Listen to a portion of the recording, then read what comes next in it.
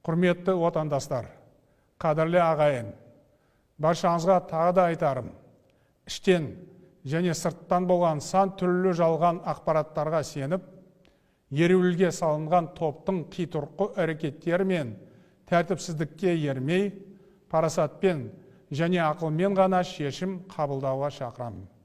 Азаматтық және әскери мақсаттағы қызметтік ғимараттарға шабуыл жасауға үндейтін ұрандар мүлдем заңға қайшы келеді.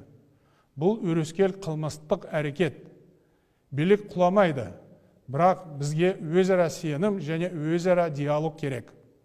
Ал жастарға айтарым, жарқын болашақтарыңа балта шаппаңыздар. Жақындарыңыз бен туған туысқандарыңыздың жағдайын ойлаңыздар. Жалпы, барлық заң аясындағы өтініштер мен талаптар ескеріледі. Тиісті шешімдер қабылданады.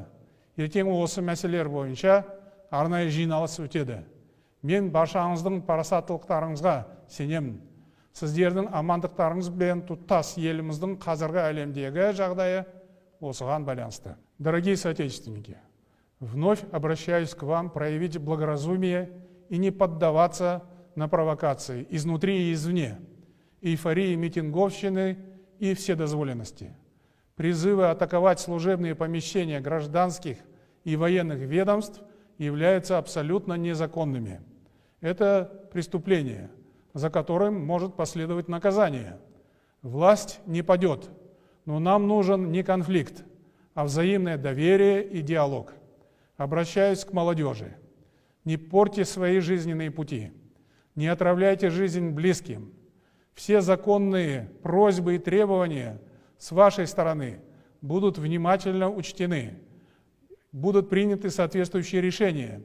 Завтра состоится рабочее совещание по всем этим вопросам. Надеюсь на ваше благоразумие. Сейчас на карте и ваше благополучие, и место нашей страны в современном мире.